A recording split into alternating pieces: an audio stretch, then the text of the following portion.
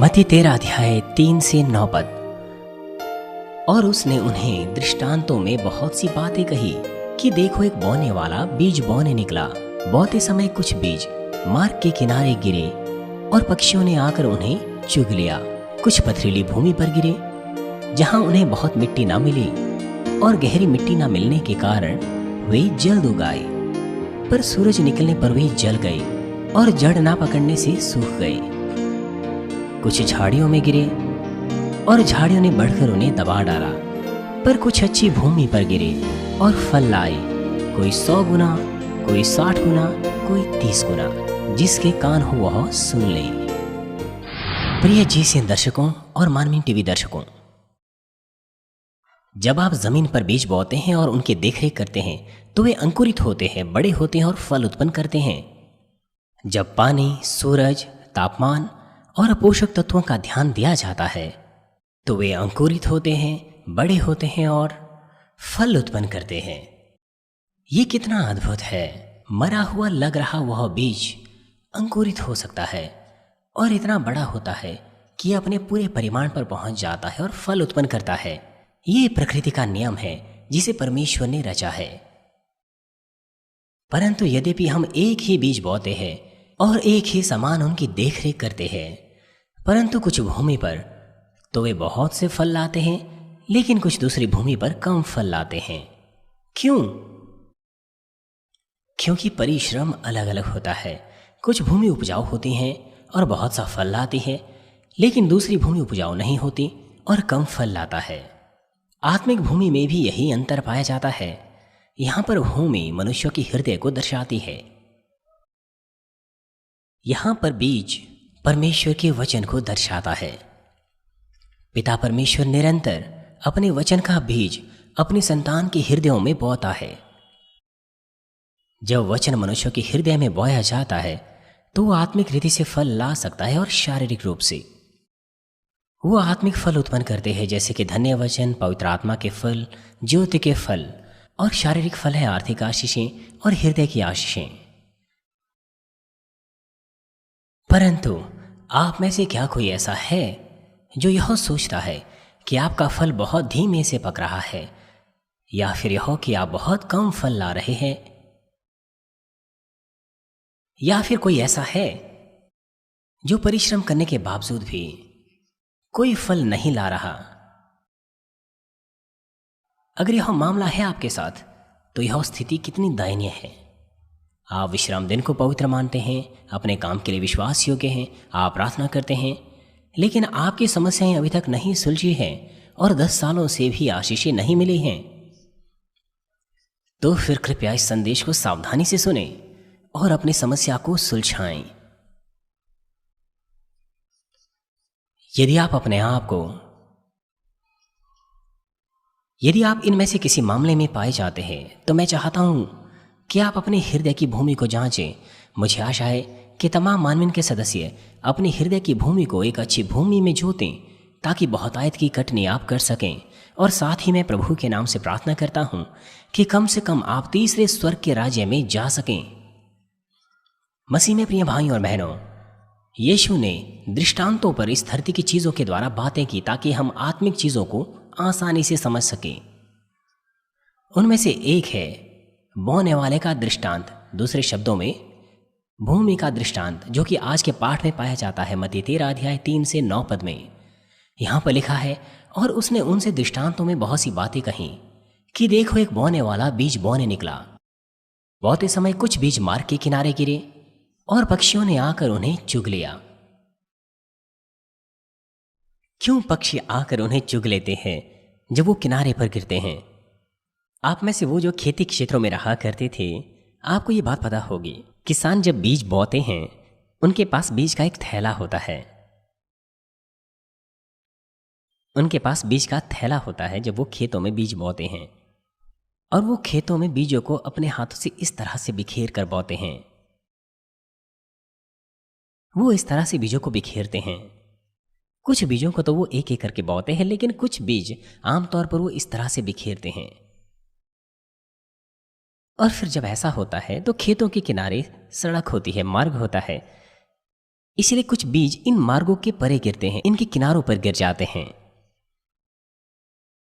तो फिर पक्षी आते हैं और उन बीजों को चुग लेते हैं, या फिर लोग उन्हें कुचल डालते हैं।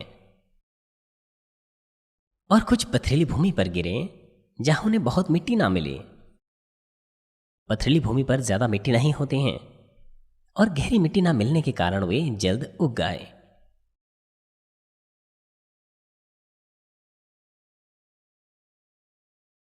पर सूरज निकलने पर वे जल गए और जड़ ना पकड़ने से सूख गए। कुछ झाड़ियों में गिरे और झाड़ियों ने बढ़कर उन्हें दबा डाला। पर कुछ अच्छी भूमि पर गिरे और फल लाए, कोई 100 गुना, कोई 60 गुना और कोई 30 गुना। जिसके कान हो वह सुन ले। इस बाइबल पाठ में यीशु ने 4 प्रकार की भूमि के बारे में बातें की। मार्ग के किनारे वाली भूमि, पथरीली भूमि, कंटीली भूमि और अच्छी भूमि। और साथ ही इन 4 प्रकार की भूमि में बीज बोने के बाद नतीजों के बारे में भी उसने बताया। इसे आसानी से समझने के लिए मैं यहां पर मिट्टी को भूमि करके बताऊंगा। यहां पर भूमि, जैसे कि पहले आपको मैं बता चुका हूं, मनुष्यों के हृदय को दर्शाती हैं। जिस प्रकार से अलग अलग प्रकार की भूमि होती हैं, उसी प्रकार से मनुष्यों के हृदय भी अलग अलग होते हैं। जिस प्रकार से मनुष्यों के चेहरे अलग अलग होते हैं, वैसे ही उनके हृदय भी अलग अलग होते हैं।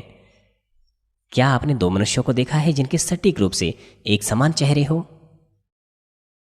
मैंने बहुत से जुड़वा देखे हैं, लेकिन उनके चेहरे सटीक रूप से एक समान नहीं होते। कुछ ना कुछ उनमें अलग होता है। सटीक रूप से वो एक समान नहीं होते, ना ही उनका हृदय एक समान होता है।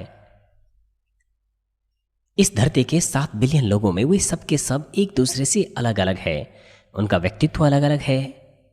वो भिन्न तरीके से सोचते हैं और भिन्न तरीके से व्यवहार करते हैं।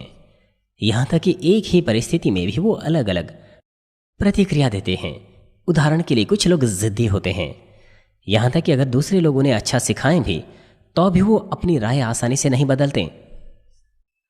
और कुछ लोग गलत होने के बावजूद भी अपनी बातों पर अड़े रहते हैं, जबकि दूसरे सही होते हैं। अगर आप ऐसे लोग हैं तो फिर आज के बाद ऐसे मत होइए, अपने जिद्दीपन से मुक्ति पाइए। और दूसरी तरफ कुछ लोग, ये लोग दूसरों की राय को बहुत अच्छे से मान लेते हैं। क्यों? क्योंकि उनके पास हृदय का बड़ा पात्र होता है, इसलिए बहुत से लोगों को वो हृदय में रख सकते हैं। क्योंकि वो दूसरों को समझ सकते हैं, इसलिए हृदय में रख सकते हैं। नहीं तो बहुत से वाद विवाद हो सकते हैं, अनबन हो सकती है और मेल भंग हो सकता है।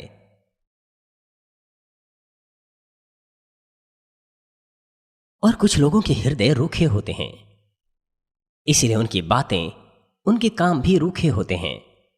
उनके हृदय रूखे होते हैं, इसीलिए वो बोलते भी रूखे तरीके से और काम भी रूखे तरीके से ही करते हैं। जो कुछ उनके हृदय में होता है वो ही बाहर निकलता है। कुछ लोगों का मन दीन होता है, उनकी बातें भी दीन होती हैं, उनके काम भी दीन होते हैं। क्योंकि उनका हृदय दीन होता है, इसलिए उनकी बातें भी दीन होती हैं। ये सारी विभिन्नताएं हृदय से आती हैं, लेकिन यह हृदय आंखों से दिखाई नहीं देता है।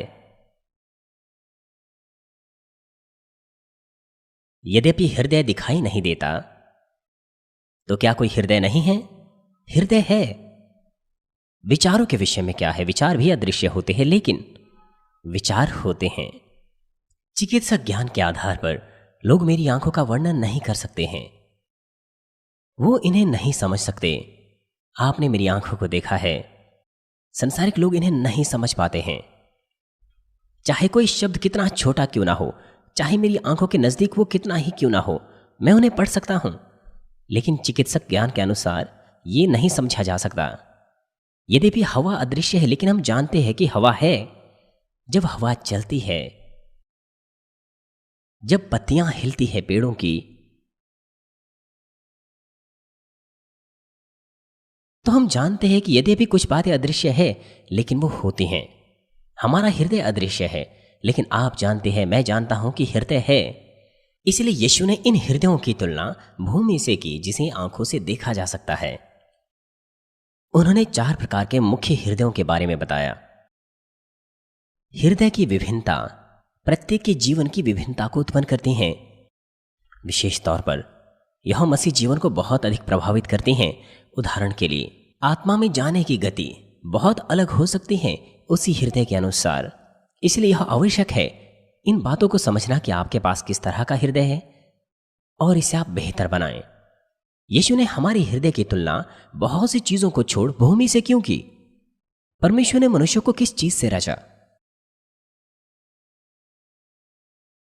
मनुष्य किस चीज से बना है?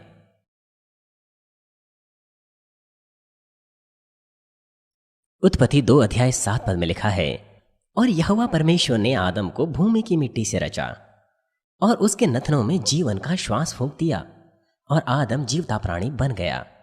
जैसे कि लिखा है, उसने हमें भूमि की मिट्टी से रचा। इसलिए उसका कार्य बहुत अद्भुत है। उसने मनुष्यों को भूमि की मिट्टी से रचा। जब आप भूमि पर बीज बोते हैं तो वो अंकुरित होता है और बड़ा होता है। हालांकि लोग खाद डालते हैं या दूसरी चीजें डालते हैं उसमें, लेकिन जब आप कहीं भी किसी भी भूमि पर बीज बोते हैं तो वो अंकुरित होते हैं और बढ़ते हैं और फल उत्पन्न करते हैं। पहाड़ों पर जंगली फूल, किसने बोया उन्हें? किसी ने भी नहीं, लेकिन वो जमीन से पोषक तत्व लेते हैं और बड़े होते हैं। इसी प्रकार से परमेश्वर का कार्य बहुत अद्भुत है। उसके बावजूद भी ऐसे लोग हैं जो परमेश्वर का इनकार करते हैं और विकासवाद पर जोर देते हैं। सब कुछ परमेश्वर के प्रावधान में है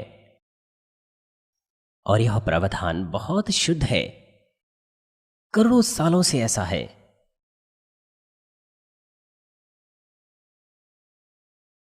इसीलिए यीशु ने मनुष्य की हृदय की तुलना भूमि से की, जो कि मिट्टी है, भूमि की मिट्टी है। भूमि की मिट्टी की विशेषता, जो कुछ आप मिट्टी में मिलाएंगे उसी के अनुसार बदल जाती हैं। यदि आप कुछ अच्छा उसमें मिलाएंगे तो वो भूमि अच्छी बनेगी। अगर कुछ खराब मिलाएंगे तो वो खराब हो जाएगी। उदाहरण के लिए, बहुत सा कूड़ा, बहुत सा प्रदूषित पानी अगर आप अच्छी भूमि में मिलाएं, अच्छी भूमि पर डालें, तो वो भूमि जल्दी ही अनुपजाऊ या बांझ हो जाएगी। दूसरी तरफ अगर आप बुरी चीजें उस भूमि से निकालेंगे, उसको उपजाऊ बनाएंगे, तो वो भूमि अच्छी बन जाएगी। और यदि आप उसमें अच्छी भूमि मिलाएं तो खराब खेत भी अच्छा खेत बन जाता है। किसान बहुत परिश्रमी होते हैं। सर्दियों के समय में खास तौर पर जब ज़्यादा काम नहीं होता है, वो पहाड़ों पर चले जाते हैं, वहाँ से अच्छी भूमि लाते हैं और फिर वो अपने खेतों में उसे डाल देते हैं, उसे उपजाऊ बनाने के लिए।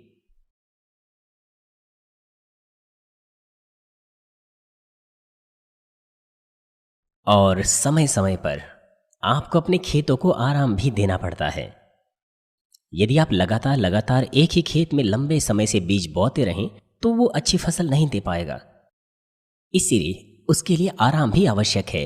इसलिए परमेश्वर कहता है कि हर 7 वर्षों के बाद आप अपने खेतों को आराम दें, तो फिर 6 सालों में खेत बहुतायत से फसल देंगे। परंतु तो भी बहुत से लोग परमेश्वर के वचन का पालन नहीं करते। अगर मैं किसान होता तो जैसे कहा गया है वैसे ही मैं परमेश्वर के वचन का पालन करता। मनुष्यों के हृदयों के साथ भी ऐसा ही है। अगर आप हृदय में कुछ अच्छा डालेंगे तो वो अच्छा हृदय बनेगा। अगर कुछ बुरा डालेंगे तो वो बुरा बन जाएगा। जब परमेश्वर ने पहले मनुष्य आदम को रचा था, उसके पास वो हृदय था जो अच्छी भूमि का हृदय था, सुंदर और दीन हृदय था, जिसमें कुछ और नहीं वरन सत्य था, जिसमें कोई बुराई नहीं थी। अदन की वाटिका में जिसे परमेश्वर ने दिया था, आदम और हवा मेल मिलाप से रहते थे, शांति से रहते थे, केवल परमेश्वर की इच्छा का शांतिपूर्वक पालन करते थे। लेकिन भली भूमि का यह हृदय बंजर खेत में बदल गया। जिस क्षण से उसने भले और बुरे के ज्ञान के वृक्ष से खाकर परमेश्वर की आज्ञा का उल्लंघन किया, तब से आदम का हृदय बांझ होना, अनुपजाऊ होना शुरू हो गया। दूसरे शब्दों में, पाप करने के द्वारा उसकी आत्मा मर गई और परमेश्वर से उसका आत्मिक संपर्क टूट गया। अब उसने शत्रु, दुष्ट और शैतान की आवाज को सुनना शुरू किया और वो पाप का दास बन गया, शत्रु, दुष्ट और शैतान का दास बन गया। और फिर शत्रु, दुष्ट और शैतान ने उसके हृदय में असत्य को बोना शुरू किया, जैसे कि बैर, ईर्ष्या, जलन, क्रोध, न्याय करना, दोष लगाना, निंदा करना, इस तरह की बातें। और इसके परिणाम स्वरूप आदम की भली भूमि बांझ भूमि बन गई, अनुपजाऊ भूमि बन गई, जिसमें बहुत से खरपतवार लग गए, क्योंकि लंबे समय से उसके ऊपर कोई खेती नहीं हुई। इसलिए इस बात के ऊपर निर्भर करते हुए कि आपकी इच्छा क्या है और आप क्या देखते हैं, चीजें इस तरह से बदल जाती हैं। आपका तरीका बदल जाता है और विश्वास के काम भी बदल जाते हैं। इसलिए उसकी भूमि रूखी और कठोर हो गई, क्योंकि अब वो अच्छी भूमि और नरम भूमि नहीं रही। आदम के गिर जाने के बाद उसके सारे वंशज इसी प्रकार के अनुपजाऊ और बांझ हृदय की भूमि के साथ पैदा हुए हैं। हालांकि सारे मनुष्य ऐसे ही पैदा नहीं हुए हैं, हालांकि थोड़े ही हैं, लेकिन कुछ लोग अच्छी भूमि की हृदय के साथ पैदा हुए हैं। मनुष्य अपने पूर्वजों से, अपने माता पिता से जीवन की ऊर्जा प्राप्त करते हैं। इस कारण से वे बाहरी प्रकटीकरण, मिजाज, यहां तक कि चरित्र को भी विरासत में प्राप्त करते हैं। इसलिए उसके अनुसार कि उन्होंने अपने माता पिता से किस तरह की जीवन की ऊर्जा प्राप्त की है, उसी के अनुसार उनकी हृदय की भूमि वो भी अलग अलग होती हैं। यद्यपि वो अच्छी भूमि की हृदय के साथ पैदा हुए हैं, लेकिन वो हृदय की भूमि भी बांझ हो सकती है जैसे जैसे वो बड़े होते हैं, अगर वो उसकी देखरेख ना करे तो।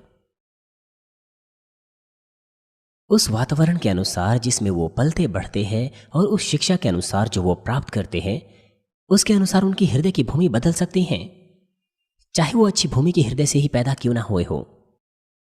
और यदि वे भले हृदय की भूमि के साथ पैदा नहीं हुए हैं, परंतु अगर लगातार सत्य, भलाई और प्रेम को वो उसमें डालते रहें, दूसरे शब्दों में अगर वो हृदय की जुताई करें, तो वह हृदय अच्छी भूमि बन सकता है। क्या यही कारण नहीं है कि परमेश्वर इस धरती पर मनुष्यों की जुताई कर रहा है? यद्यपि आदम हृदय की भली भूमि के साथ पैदा हुआ था, परंतु क्योंकि वह मनुष्य जुताई की प्रक्रिया से नहीं गुजरा, इसीलिए धूर्त सांप ने उसे भरमा दिया। उसकी अपनी पत्नी हवा के द्वारा उसने धोखा खाया।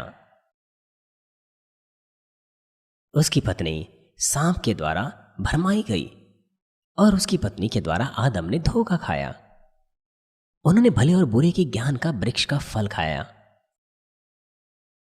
ये सब इसीलिए हुआ क्योंकि वह मनुष्य जुताई से नहीं गुजरे थे।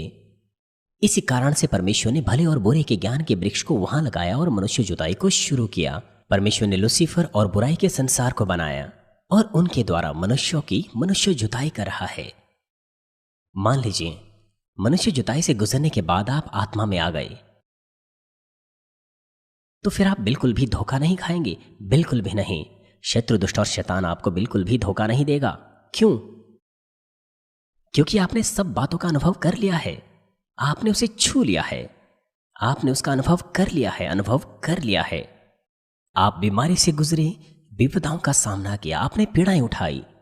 अपने हृदय की बुराई के कारण आपने ईर्ष्या रखी, जलन रखी, आपने दोष लगाए, निंदा की। आपके हृदय में कोई शांति नहीं थी, आपके पास व्यभिचारिक मन था। जब कभी भी आप महिला या पुरुष को देखते थे, आप अपने जीवन में किस तरह से पीड़ाएं आपने उठाई, और फिर आपने उन बातों को निकाल फेंका जिन्हें परमेश्वर ने निकाल फेंकने को कहा, और आपने ऐसे काम नहीं किए जिन्हें परमेश्वर ने मना किया। और इस तरह से आपने अपने हृदय को अच्छी भूमि बनाया। और अब क्या आप फिर से पुरानी भूमि को, गंदी चीजों को छूने की कोशिश करेंगे? और अब आप आत्मा में आ गए हैं और आप बहुत खुश हैं, अपने हृदय में बहुत शांति में हैं, परमेश्वर आपके साथ है। और इस तरह से आप आशीषें पाते हैं, स्वास्थ्य की आशीषें, संपत्ति की आशीषें, संतान की आशीषें, परिवार की आशीषें, नई यरूशलेम की आशा। सभी प्रकार के वाद विवाद, आपके हृदय में जो अनबन है, वो दूर हो चुके हैं। इसीलिए कोई कारण है ही नहीं कि फिर से शत्रु, दुष्ट और शैतान आपको धोखा दें। आप जानते हैं कि वो मृत्यु का मार्ग है। यही है अंतर मनुष्य जुताई से गुजरने का और नहीं गुजरने का। इसी कारण से परमेश्वर ने भले और बुरे के ज्ञान के वृक्ष को वहां लगाया और मनुष्य जुताई शुरू की। इसलिए कृपया मनुष्य जुताई से अच्छे से गुजरें।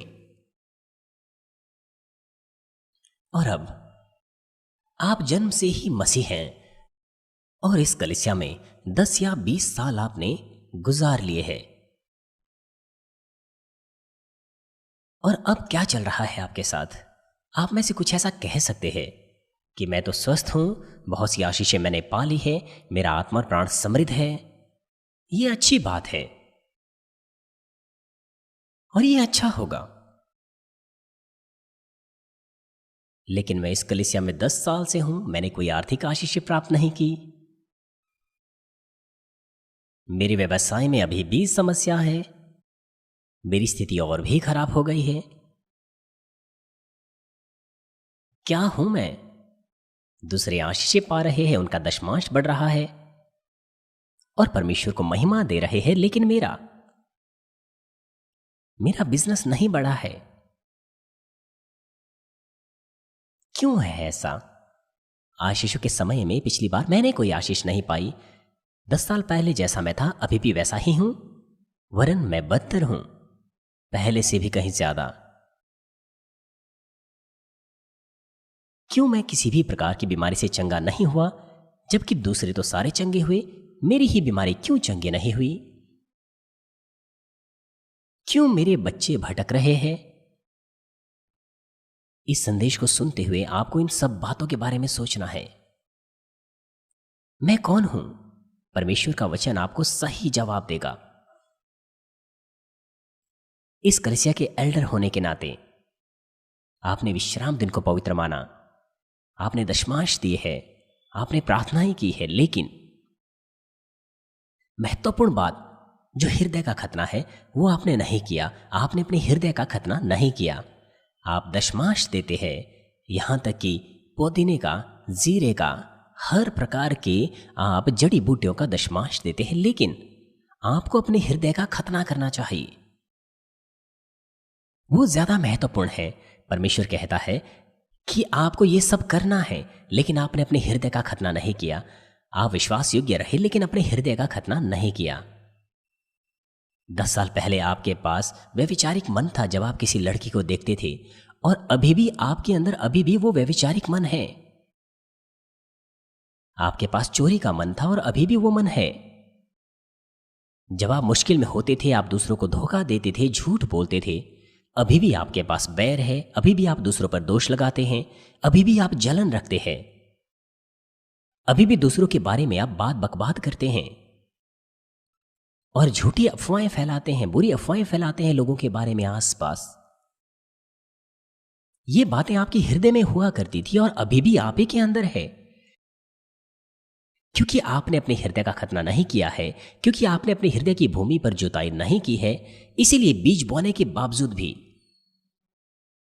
वो फल बहुतायत से नहीं आ पाता और आप केवल थोड़ी सी कटनी करते हैं।